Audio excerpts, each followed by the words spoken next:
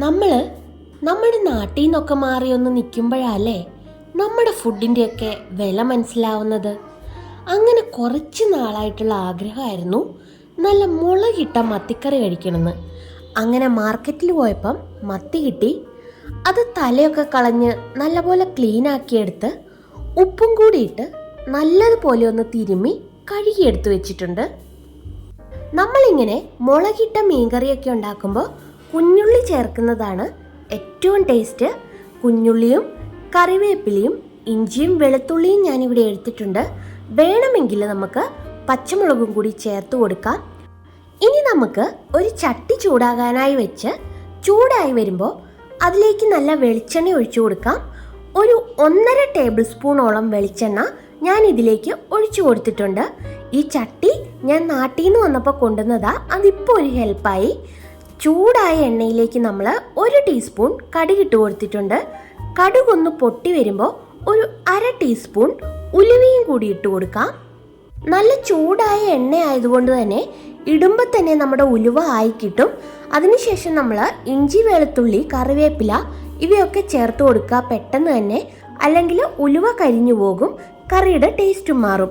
അപ്പം നമ്മൾ ഇതൊക്കെ ഇട്ടൊന്ന് വാടി വരുമ്പോൾ നമ്മുടെ കുഞ്ഞുള്ളി ഇട്ട് കൊടുക്കാം.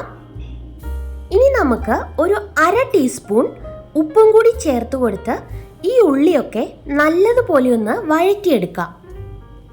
നല്ലതുപോലെ വഴന്നു വന്ന ഈ ഉള്ളിയിലേക്ക് നമുക്ക് 2 ടേബിൾ സ്പൂൺ നല്ല മുളക് പൊടിയും 1 ടീസ്പൂൺ കാശ്മീരി മുളക് പൊടിയും കുറച്ച് മഞ്ഞൾ പൊടിയും കൂടി ചേർത്ത് കൊടുക്കാം.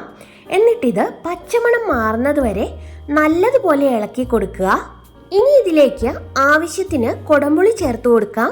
ഞാനിവിടെ 2 വലിയ ചുളപ്പുളി ചെറുതാക്കി കീറിയിട്ടേക്കുന്നതാ. അതിൻ്റെ കൂടെ തന്നെ 1.5 ഗ്ലാസ് വെള്ളവും കൂടി ഒഴിച്ച് ഇത് നല്ലതുപോലെ തിളയ്ക്കാനായിട്ട് വെക്കാം.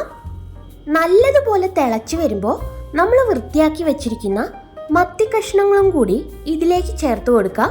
ചെറിയ മത്തി ആയതുകൊണ്ട് തന്നെ ഞാനത് മുഴുവത്തോട് തന്നെയാണ് ചേർത്തേക്കുന്നത്.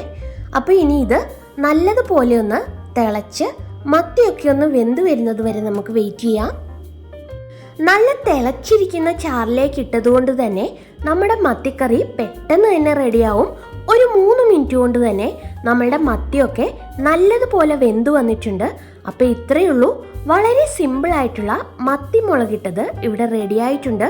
ചട്ടിയിൽ വെക്കുമ്പോൾ പുതിയതായി വെക്കുന്നവരൊക്കെ ശ്രദ്ധിക്കണം, നമുക്ക് എത്ര ചാറാണോ വേണ്ടത് അതിന് കുറച്ച് മുന്നേ തന്നെ ഓഫ് ചെയ്യുക. അല്ലെങ്കിൽ ഈ ചട്ടിയിലിരുന്ന് ചാറൊക്കെ നല്ലതുപോലെ പറ്റിപ്പോകും.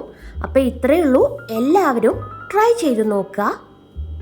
നിങ്ങൾക്ക് ഈ വീഡിയോ ഇഷ്ടമായെങ്കിൽ ലൈക്ക് ചെയ്യാനും ഷെയർ ചെയ്യാനും സബ്സ്ക്രൈബ് ചെയ്യാനും മറക്കില്ലല്ലോ അല്ലേ?